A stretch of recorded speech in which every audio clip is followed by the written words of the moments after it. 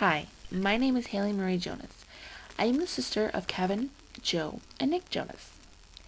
Kevin is my legal guardian because my parents are always traveling the world. My parents are very religious, yet I still go to a public school. I am 16 and a junior. My brother Nick is 18 and a senior. Joe is working for a few years before he goes to college. He's 20. Kevin is 22 and engaged to Danielle. She's the sweetest person you will ever meet. Anyway, I should probably tell you that I, even though I am 16, still get punished the old-fashioned way. Yes, I am still spanked.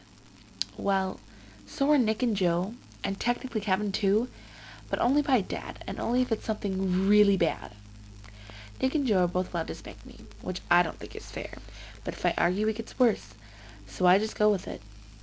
When Dad comes home, I try to be as good as gold, because he's the toughest. It is awful.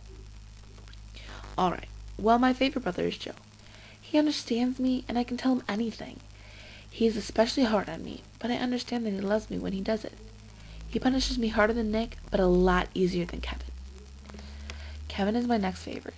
He loves me no matter what, or so he says. He's very unfair to me many times, and I'm usually in some sort of fight with him. He stays with me when I'm frightened, and always protects me. He never takes me for granted, and always tells me how much he loves me. Nick is my least favorite. Yes, I love him, but he thinks he's better than me. He punishes me very unfairly, and usually doesn't let me explain. I do love him, but he is only 2 years older than me, and I think that it's unfair that we go to the same school, but he is still allowed to punish me. My point of view. I was sitting in class. We were given an assignment on this book we were reading.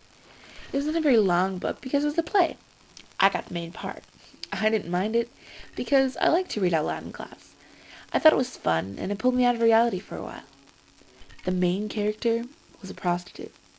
She did this to pay for her children, who were living with some people. These people kept raising the price for them to keep her 2 children, and kept threatening that they were going to sell the kids. She decided that the only way she could pay for them would become a prostitute. She was able to become sterile so that she would not have any more children. I have to write a speech on who I am, why I do the things I do, and what I actually think about who she is, what she does, why she does it, and would I do the same thing if I were in her situation. This was an interesting scenario, but I decided not to tell my brothers because they would freak out that I was a prostitute in a story. We all have purity rings, and we are all committed to them. My brothers are very protective over me, and if they even thought that I was having sex, I'd be dead in a minute. They would never want me to play this part, so I'm going to keep it on the down low. The bell rang, so I got up, quickly put the assignment away, and went to meet Nick to go home. He was standing in the entrance of the school, waiting for me. We got into the car, and he asked me how my day was. I said fine, but then I didn't say anything after that. He kept pestering me with questions, and I finally blew up. I was not in the mood to answer questions from him. "Would you just shut up, Nick? God!" I put my hand over my mouth, quickly, because saying the Lord's name in vain was worth a huge punishment, just as much as violence and cussing. "Hailey Marie!" Nick yelled at the top of his lungs. He came to a stop sign. I opened the door and jumped out of the car. I ran as fast as I could home. I wanted to tell Joe what happened before Nick tried to spank me, or tell Kevin and get him really upset and overreact. I ran through the back door into the kitchen of 3 very angry brothers. I stood there, totally afraid of what was about to happen. Nick's point of view.